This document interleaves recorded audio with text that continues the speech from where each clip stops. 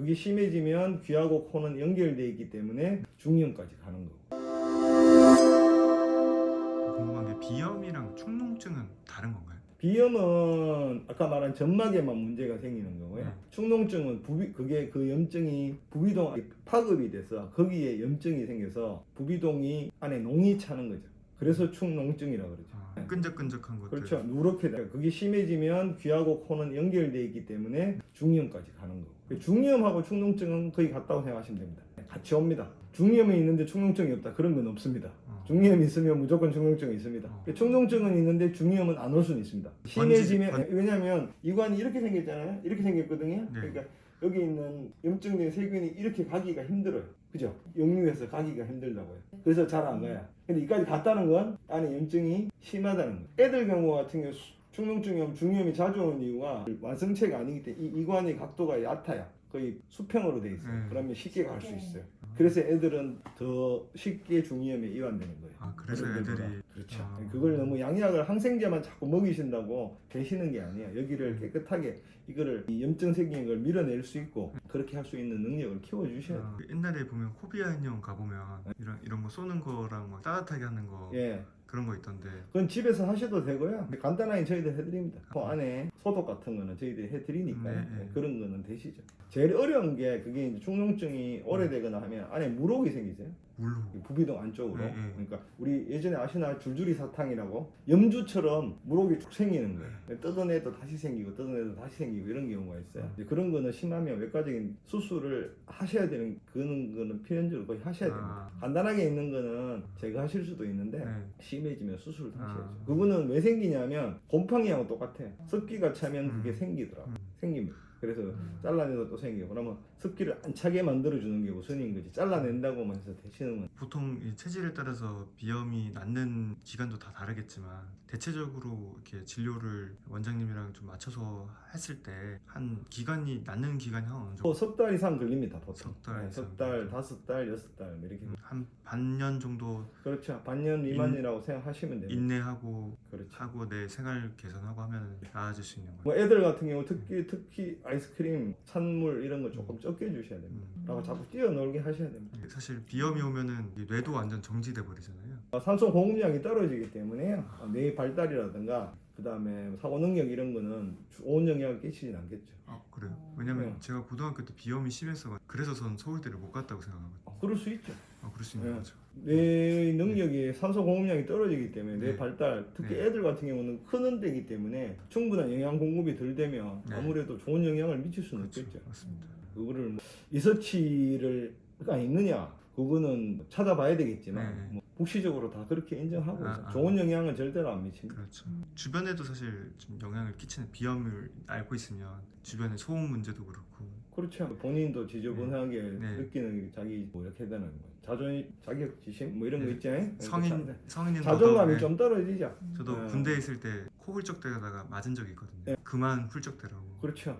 안 하셔도 되는 게 일반 환자들께서 미리 말씀드리는데 병원이나 종합병원 가시면 알러지 원을 검사를 하세요. 비검사에서 이 사람은 어떠한 원인에 의해서 알러지가 많이 발생한다 이런 걸 검사를 하시거든요. 대표적으로 제일 맞는 게 꽃가루 알러지하고 진먼지 진드기예요.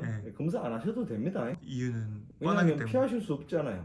그렇죠. 진먼지 진드기가 없는 공간이 있습니까? 우리 실내 공간이 없습니다. 매일같이 스팀 청소를 집안 구석과 이부 자리를 베개까지 다 청소하지 않으시면 의미가 없죠. 그리고 왜냐면 그 학생이 밖에 나가서 친구 집에 누웠다고 와도 똑같이 생기고 꽃가루는 꽃 안 피는데 사실 거예요. 의미가 없는 그런 거는 좀 쓸데없는 검사죠. 특이한 외국 같은 경우에는 특별한 애들이 있습니다. 땅콩 알러지 이런 애들. 우리나라는 잘 없는데 키위 알러지 이런 해산물 알러지, 해산물 알러지 뭐 이런 거. 그건 우리 경험적으로 알잖아요. 나는 이를테면 꽃게만 먹으면 두드러기나 이런 사람은 안 피하지 않습니까?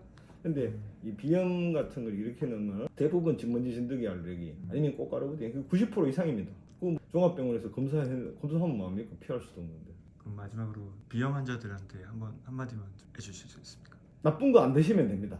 기본적으로. 기본적으로. 기본적으로 지금은 우리 생활이 너무 편리해져서 가공식품의 복용이 너무 많습니다. 그런 거를 조금 줄이시고 자연식을 많이 집밥 많이 드시라는 얘기잖아.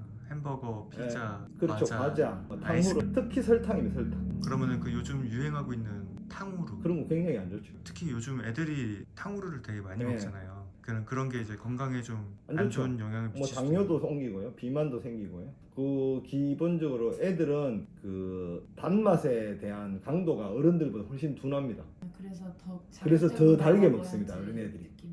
그래서 탕후루가 그래서 이제 크는 애들이 너무 좋아하는 거죠. 평소에는 그만큼 단 게 없는데 어른들은 먹으면 너무 달아서 역겹다고 느낄 정도인데 애들은 아주 좋아하는 거예요. 단맛에 대한 그 감각적 센시티브가 좀 둔해서 그래요. 크면 성인이 되면 괜찮아집니다. 그러니까 그런 거 덜 먹이시는 게 좋겠죠. 그리고 현대인은 기본적으로 탄수화물 섭취량이 너무 많기 때문에 그럼 탕후루를 애가 먹고 싶다고 했을 때 대신 뭘 주면 좀 더 이렇게 좀 적게 주셔야죠. 탕후루 너무 단 거 말고 대체적으로 좀 제한할 수 있는 음식 유기농 설탕 들어가는 음식 만들어 주시는 게 제일 유기농 좋겠죠. 설탕 들어가 예. 있는 집에서 흰 설탕 사용할 때 정백당 사용하시지 마시고요. 거기 뭐 필리핀산, 우루과이산 뭐 이런 파라과이산 이런 거 있어요. 유기농 설탕 파시는 거 있어요. 네. 덜 달아요. 똑같은 양을 넣으면 정백당보다 2배로 넣어야 돼요. 그런 설탕 사용하시는 집에 요리하실 때도 마찬가지고 그런 거 쓰면은 좀 좀 덜해지죠. 애들한테 이제 예, 건강도 예. 지킬 수 있고 단 것도 좀 줄 수 있고 예. 그러고 제일 중요한 건 애들은 무조건 많이 뛰어놀게 하셔야 돼요.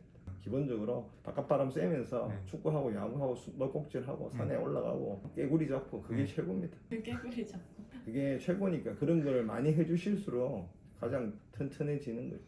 요즘 애들 가장 호도 안 좋은데 맨날 핸드폰 보잖아요. 이렇게 공부하는 것도 인터넷으로 하고 그 자세 자체가 벌써 비형 축농증에는 절대로 좋지 않습니다. 자세도 허리 척추에도 안 좋기 때문에 자세도 그 비염이랑 축농증에 뭐 전혀 없진 않죠. 전혀 없진 않죠. 왜냐하면 뇌신경이 척추를 거쳐서 모든 장기에 들어가거든요. 그럼 척추가 삐딱해졌어요. 그러면 출력이 100이 안 나와야 되는데 97, 98밖에 안 나오잖아요.